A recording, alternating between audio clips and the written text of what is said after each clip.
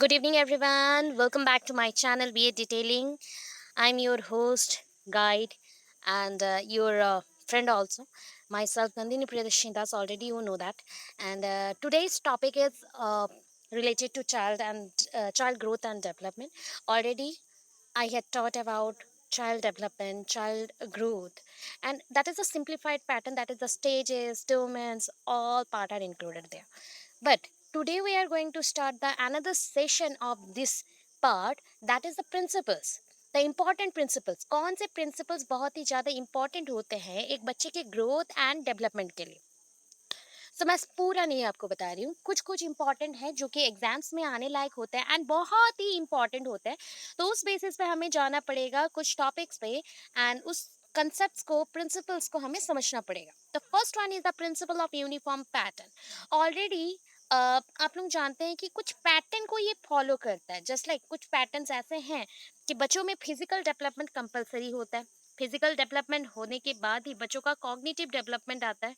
सो आप लोगों के लिए कलर चेंज करते हैं। पहले physical development, then cognitive development, then social development. Social development जो सामाजिक विकास होते हैं, देखो फिजिकल डेवलपमेंट ये हो गया शारीरिक विकास। Cognitive development it is related to your brain, that means ये स्कीमा के साथ संयुक्त है तो इसको संज्ञानात्मक विकास बोलेंगे। एंड सोशल डेवलपमेंट सामाजिक विकास होता है। सामाजिक विकास के अंदर में बहुत सारे पॉइंट होते हैं, जैसे कि आपके हो गए छोटे छोटे से point. Emotional development, moral development. Emotional that is सांवेगिक विकास। Moral development that is related to your good and bad thoughts, मतलब मोरल वैल्यूज के ऊपर। And the last one is totally हम लोग उसको बोलते हैं normal, the concept of language. तो language development also started with social interaction process. तो हम जितना बातचीत करते हैं, सोसाइटी में रहते हैं, तो तभी जाके हमारा लैंग्वेज डेवलपमेंट होता है, प्रोसीड करता है एक बच्चा। तो ये जो पैटर्न है ना, ये जो पैटर्न था आपका, सिंपली क्या होता है, नॉर्मली आप लोग जानते हो ग्रोथ एंड डेवलपमेंट स्टार्टिंग होता है उन पीरियड से, एंडिंग होता है टूम पीरियड में। दैट इज डेवलपमेंट, ग्रोथ उसका पार्ट, ये आप लोग जानते हो। इसके अंदर इसी पॉइंट को फॉलो किया जाता है। जैसे कि एक होता है ना, छोटे से बड़े पॉइंट तक, सिंपल टू कॉम्प्लेक्स फॉर्मेट तक, physical to last language development तो कंटिन्यूस होता है इन्फेंसी पीरियड तक। तो ऐसे स्टेजेस को हमने यहाँ पे काउंट किया हुआ है। ठीक है। सो ये हो गया आपका यूनिफॉर्म पैटर्न का point.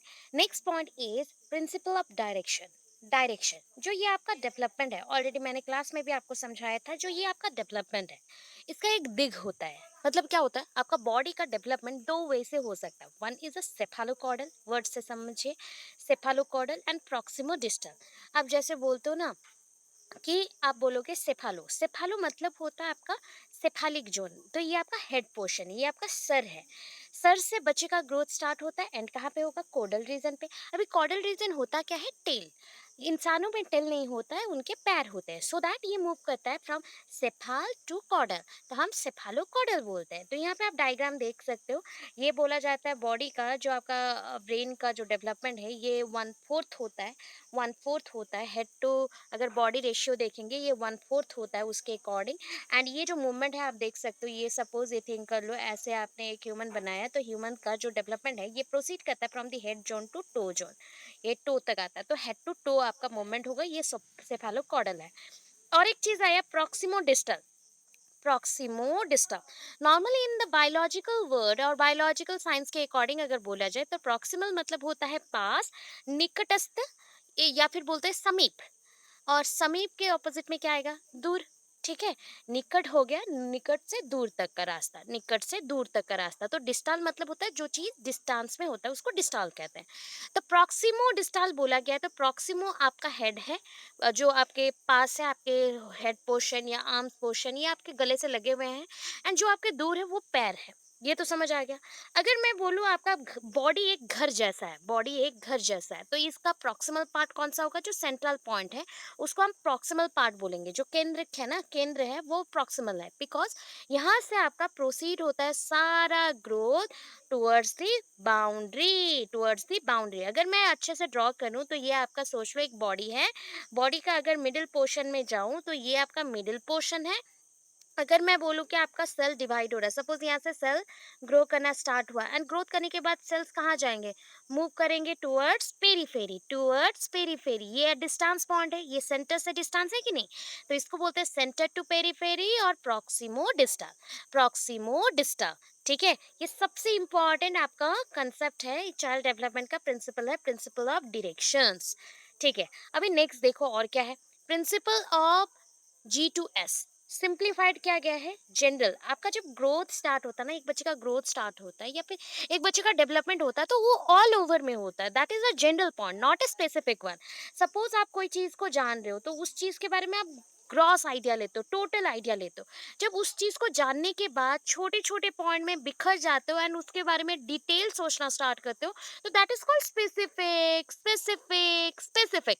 So general to specific is our movement of growth and development. General to specific मतलब एक बच्चे का टोटलिटी में स्टार्ट होगा उसका ग्रोथ एंड डेवलपमेंट, उसके बाद धीरे धीरे एक स्पेसिफिक डेवलपमेंट की तरफ जाता है। जैसे कि हो गया, एक बच्चे का जब छोटा बर्थ होता है बेबी, तो हम उसका नहीं बोल सकते कि उसका लैंग्वेज डेवलपमेंट अभी नहीं होगा, उसका सोशल डेवलपमेंट अभी नहीं होगा या फिजिकल डेवलपमेंट अभी नहीं होगा, क्योंकि इन टोटलिटी में वो चेक किया जाता है। आफ्टर दैट जब वो बच्चा बड़ा हो रहा है, धीरे धीरे वो प्रोसीड करता है, आगे चलता है, तो सो दैट ये मूव ऑन करते रहते हैं एंड धीरे धीरे ये जनरल से स्पेसिफिक हो गया, जैसे कि ये सोशल डेवलपमेंट सोच लो, ये फिजिकल डेवलपमेंट, ये इमोशनल डेवलपमेंट, ऐसे मूव करता है। तो general to specific is our principle of development. ये आपका फोर्थ गया। फिफ्थ पॉइंट पे देखिए, प्रिंसिपल ऑफ प्रेडिक्टेबिलिटी। प्रेडिक्टेबिलिटी जैसे होता है कि इट इज बेस्ड ऑन, आप जानते हो, nature and nurture, that is a heredity. Nature and nurture बोला गया, हेरिडिटी एंड एनवायरनमेंट, ये दो चीजों के ऊपर डिपेंड करता है सारा कैरेक्टरिस्टिक्स हमारा।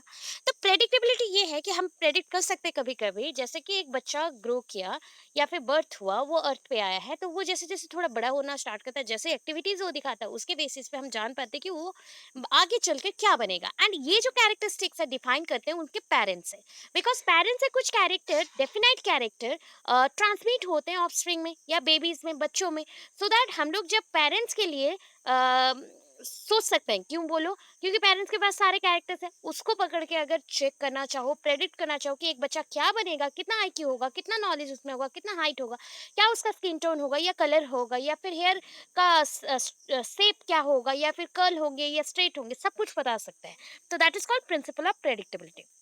Next, principle of continuity. देखो ये कंटिन्यूटी है। कंटिन्यूटी क्या होता है कि ये हमेशा कंटिन्यू रहता है, मतलब womb to tomb period, general to specific, known to unknown, ऐसे आपका मूव करेगा। Next one, six one is the principle of unitary process, that is the development is a single process, it includes the various domains and it also includes the development process, मतलब the largest one, that is the D, but it includes also the growth and maturation.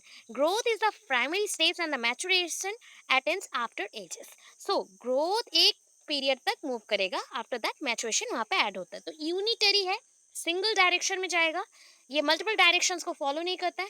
And many times क्या होता है कि आप बोलोगे कि दूसरे दूसरे बच्चों में दूसरा दूसरा है, तो ये चीज़ नहीं है यहाँ पे। यहाँ पे एट ए टाइम आप बोल नहीं सकते कि दो बच्चे हैं तो सेम ग्रोथ हो रहा है, ऐसा नहीं है। उसका रिदम अलग हो सकता है, प्रोसेस अलग नहीं होता, उसका रिदम अलग हो सकता है, पेस अलग हो सकता है, एंड उसका जो डेवलपमेंट का कंसेप्ट है या फिर सेल्स जो डिवाइड हो रहे हैं वो मे भी उसका पेस या फिर उसका जो स्थिरता है वो सब डिवाइड करने का वो अलग हो सकता है। बट हम डेफिनेटली बोल सकते हैं कि ये एक सिंगल टाइप ऑफ प्रोसेस है which includes the same type of domain, that is the PCSIML।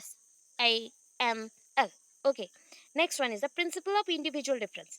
Already आप लोग जानते हो कि individual difference means it is based on the variation, it is based on the variation and variation comes from the two parts. First one is the heredity, heredity that is आनुवांशिक है, ये genetics के through आता है and ये parents to offspring जाता है।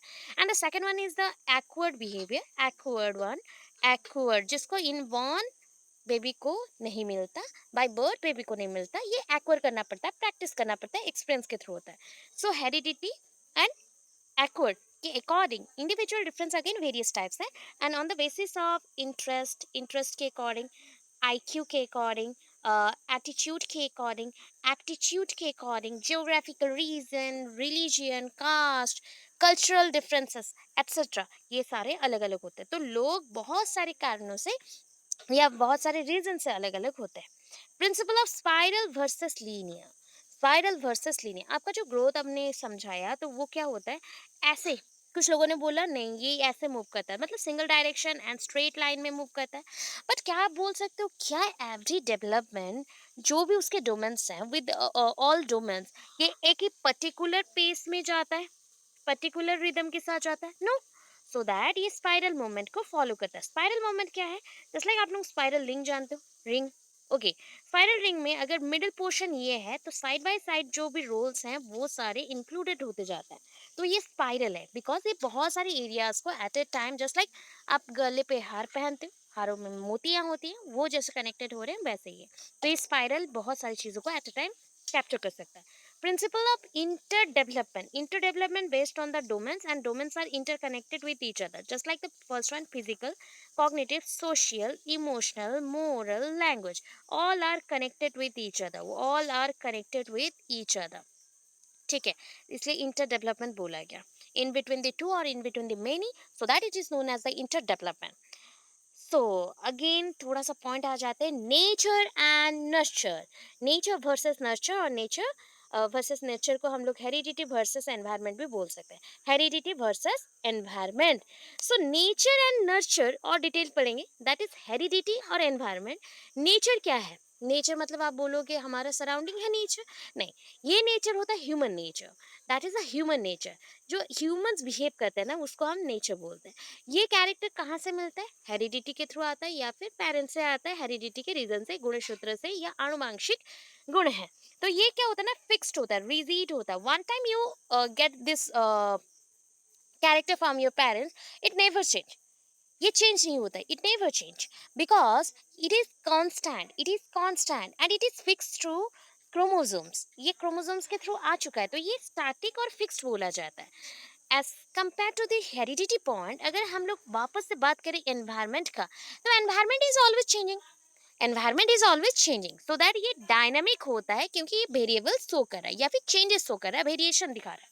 तो इसको अगर मल्टीप्लाई कर देते हो ना, heredity into environment, that is development equals to development. तो डेवलपमेंट कैसे बनता है, एक बच्चा बर्थ हो गया एंड कुछ कैरेक्टर उसको हेरिडिटी से मिल गए, इसका मतलब नहीं है कि उसको एनवायरनमेंट इफेक्ट नहीं करेगा। बोथ के अगर क्वेश्चन आया ना कि बच्चे का कैरेक्टर कैसे चेंज होता है, ओनली हेरिडिटी रेस्पॉन्सिबल है, ओनली एनवायरनमेंट रेस्पॉन्सिबल है, या बोथ रेस्पॉन्सिबल है, both are responsible for changes, any type of changes. And इसको किसने बोला था, दैट इज वुडवर्थ ने, वुडवर्थ ने बोला था कि कोई भी बच्चे का डेवलपमेंट के लिए ये दोनों ही फैक्टर बहुत इंपॉर्टेंट है, एंड इसी के बेसिस पे इंडिविजुअल डिफरेंसेस भी होता है। अभी देखो एक चीज मैं आपको पढ़ा रही हूँ, चीट शीट पढ़ाऊंगी, तो हम लोग फास्टर वे से मूव करेंगे, चीट शीट पढ़ेंगे, ओके। देखो आज का जो थ्योरी था वो तो हो गया, अभी ना आपको सुपर मैं चीट शीट दे रही हूँ। चीट शीट क्या होता है, चीट शीट कहीं पे भी नहीं पढ़ाई हुआ है, कोई भी बच्चे को नहीं बोला गया है, सडनली हम लोग चीट शीट बनाएंगे। अभी चीट शीट में क्या होता है, प्रैक्टिस होता है एंड उसके साथ क्वेश्चन डिस्कशन होता है। आई नो दैट कि आप लोगों के क्लासेस ऑनलाइन मैं ले नहीं पा रही हूँ because of network issue, and after 15 we will again conduct the classes properly, online classes properly, and I'll take your classes with extra period also, so don't worry about this, and we will cover it, okay। So first cheat sheet में क्या है, first one ecological theory किसने दिया, देखो फटाफट पढ़ने के लिए फास्ट ट्रैक रिवीजन है। The first one is the ecological theory, किसने डिस्कवर किया इकोलॉजिकल थ्योरी, इकोलॉजी कहाँ पे होता है, आपके सराउंडिंग में होता है, सराउंडिंग मीन्स एनवायरमेंट, एनवायरमेंट का एक पार्ट है ecology, that is eco means environment, logy means study, the study about environment, that is it includes living and non living, मतलब जैविक भी है अजैविक भी है, दोनों को संकृत कर लो एंड उसके सराउंडिंग में जो उसको जीने के लिए जो जो चीज़ें चाहिए, फिजिकल एस्पेक्ट, केमिकल एस्पेक्ट, वो सारे मिला के हमारे एनवायरनमेंट बनते हैं। तो इस थ्योरी को किसने दिया, एनवायरमेंटल इन्फ्लुएंसर ने दिया। बहुत सारे एनवायरमेंटल इन्फ्लुएंसर है, जस्ट लाइक ओडम है, या फिर आपके आर्म्स हैकल है, बहुत सारे हैं।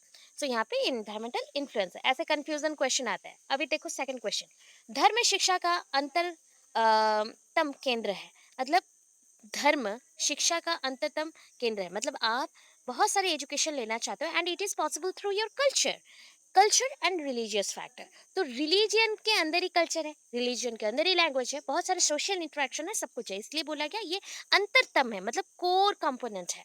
तो इसको किसने बोला था, स्वामी विवेकानंद जी ने। नेक्स्ट वन, बुक एक किताब है, ego development and personality disorder. आप बोलोगे मैम ऐसे क्वेश्चंस हमारे बुक में नहीं है, तो इसीलिए आपको चीट शीट दे रही हूँ। एंड ये चीट शीट आप लोग खुद बनाओगे, यहाँ पे पढ़ रहे हो एंड उसको देख के फटाफट लिख लेना, इससे बेटर और कुछ नहीं है, ठीक है।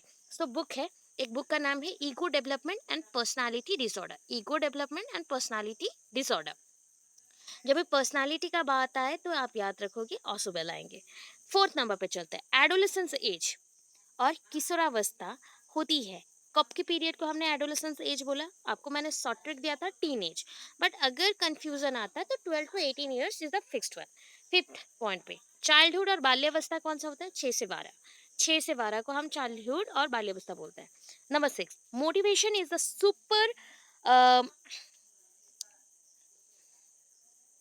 super highway of learning. Okay, motivation is the super highway of learning. Highway, that is a highway. Highway is a connection, breezing of learning. Motivation connects you, motivation provokes you, motivation promotes you, just like it is a one kind of pushing factor. ये pushing factor है, आपको कोई पीछे से ढकेल रहा है कि चलो चलो भाई आगे चलो, आगे करो आगे करो। So that is the point. ये क्या है, तो motivation is the super highway of learning. ये किसने बोला, the state is given by, मतलब ये जो स्टेटमेंट था, ये जो लाइन था, ये किसने दिया है, ये स्कीनर ने दिया है। किसने दिया है, स्कीनर ने दिया है। Next seventh one, general and specific special factor theory.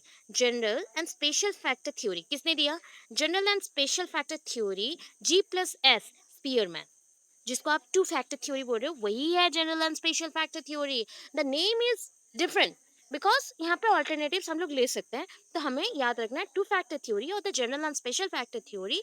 The general one is the normal factors and the special one is the specific factors और the additional factors which builds your extraordinary skills.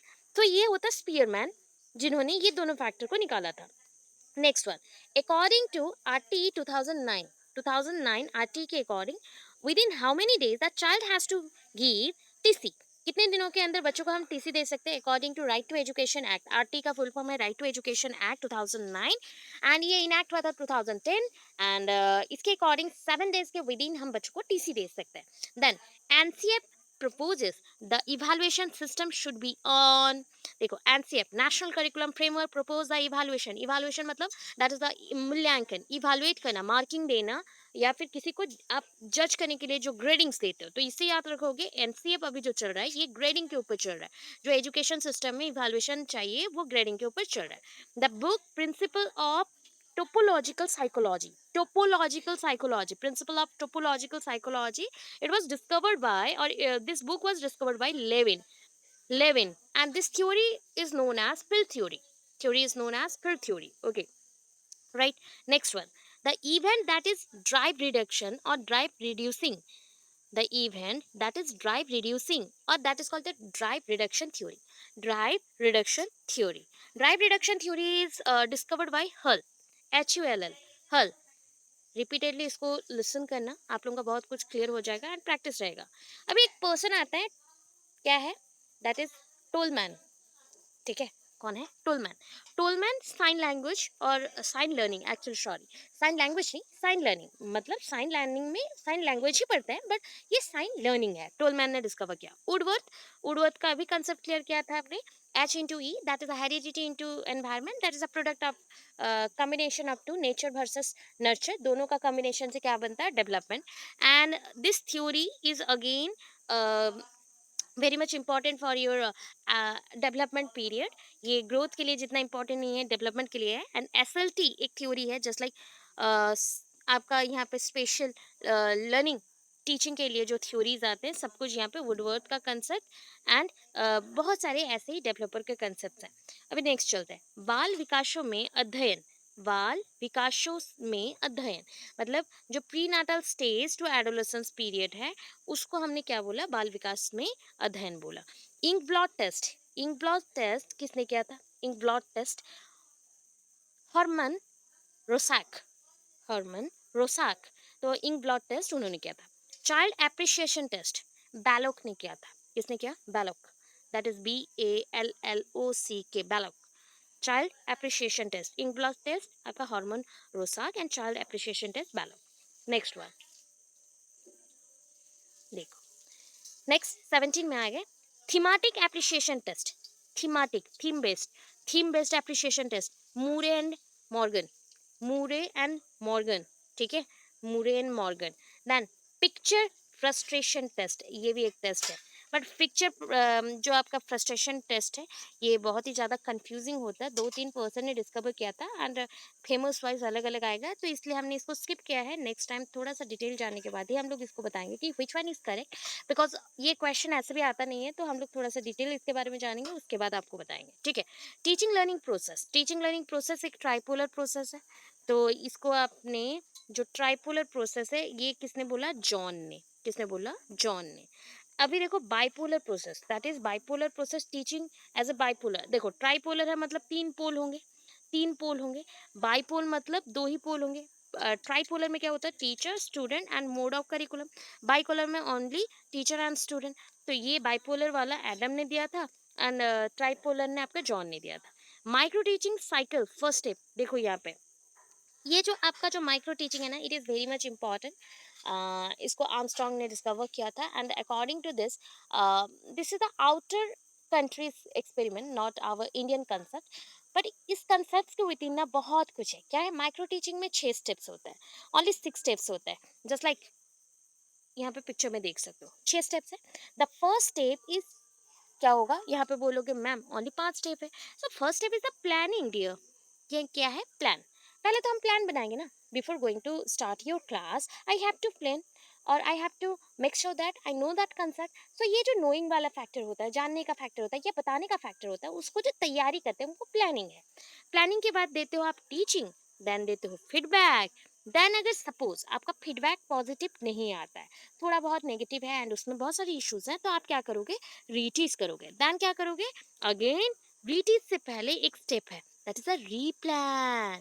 देखो planning किया था तब तो teaching दिया था, वैसे ही री फीडबैक और रीटीच से पहले सबसे स्टार्टिंग पॉइंट में अगेन हमें रीटीच करना पड़ता है, सॉरी रीप्लान करना पड़ता है, रीप्लान देन रीटीच री फीडबैक। तो ऐसा अगर कंफ्यूजन हो तो यहाँ पे स्टार्ट कर लेना आपका प्लान। ये स्टार्ट हो गया टीचिंग, ये स्टार्ट हो गया फीडबैक, अगेन हम करेंगे री प्लान आरपी, देन री टीचिंग, देन री फीडबैक आरएफ। तो ये पूरा 6 स्टेप्स है एंड इसको पूरा कंप्लीट करने के लिए 36 मिनट्स का टाइम लगता है, 36 मिनट्स का टाइम लगता है। एंड इतना जो पॉइंट है, इसका पोजीशन अभी तक फिक्स नहीं है as per the NCERT, but this the simplified pattern. And next 22 number पे आ जाते हैं, that is verbal perceptual model of intelligence. Verbal बोला गया, ये कंसेप्ट कहीं पे भी नहीं है, it is related to intelligence and that one is a perceptual model, receive करने का verbally. I am now telling about the different concept and it is my oral concept, that is I am using my voice to explain you, so that ये verbal होता है, ये verbal है, voice है। यहाँ पे वॉइस यूज करो, vocal cord use करो, दैट इज अ वर्बल। अगर मैं यहाँ पे वॉइस यूज ना करूँ, that is called the non verbal और द, आप बोल सकते हो ये बाय जेस्चर होगा। तो verbal perceptual model of intelligence Vernon ने डिस्कवर किया। किसने किया, बर्नॉन ने। The process of education, the process of education एक बुक है, किसने डिस्कवर किया, the process of education फ्रोवेल। Lesson plan किसने डिस्कवर किया, जो कि बहुत ही फेमस है। अगर फेमस लेसन प्लान का पैटर्न किसी ने पूछा या डिस्कवरी उसका पूछा तो वो किसने डिस्कवर किया, that is Howard, Howard Spencer, Howard Spencer, Howard Spencer. हो गया। नेक्स्ट बंदूरा ने क्या क्या डिस्कवर किया, जस्ट लाइक बंदूरा, बंदूरा ने सोशल लर्निंग का डिस्कवर किया है, सोशल लर्निंग टीचिंग, और जस्ट लाइक इमिटेशन के थ्रू पढ़ना, और हम हमारे बहुत सारे कंसेप्ट को उन्होंने ही डिस्कवर किया है। तो आप याद रखो एसएलटी सोशल लर्निंग टीचिंग और सोशल लर्निंग थ्योरी, टीचिंग का ही थ्योरी है ये, टीचिंग में ही मोस्ट प्रोबेबली यूज होता है, बट अगर आप लोग सिंप्लीफाइड करें तो एसएलटी है social learning theory, social learning theory. Okay, then next Jerome Bruner ने डिस्कवर किया था spiral curriculum discovery learning, spiral curriculum and discovery learning. Spiral curriculum is a part of a discovery learning and it includes simple to complex pattern. मतलब ये simple को पकड़ पकड़ के ले जाता है, बट धीरे धीरे अगर चीज़ें कम्प्लेक्स होते गए तो कम्प्लेक्स होते जाएंगे। तो ये कम्प्लेक्स है। डिस्कवरी लर्निंग है, मतलब यहाँ पे आप एक्सपीरियंस कर सकते हो। फ्रोवेल किंडरगार्टन को भी डिस्कवर किया था, किंडरगार्टन मेथड को। Reinforcement in operant conditioning, operant का नाम आ गया रीइंफोर्समेंट, तो यहाँ पर आपके क्या हो जाएंगे, ये स्किनर ने किया था एंड रिस्पॉन्स के ऊपर काम करता है। देन देखो और एक बोलो, hypoactive inhibition, hypoactive inhibition, hypoactive inhibition, retroactive inhibition, proactive inhibition, hyper activity और हाइपर एक्टिव इनहिबिशन, ये सारे कुछ जो वर्ड्स हैं विच आर वेरी इंपॉर्टेंट। जब भी कोई स्टिमुली आता है तो उसको रोकने के लिए भी नेक्स्ट टाइप का स्टिमुली आता है।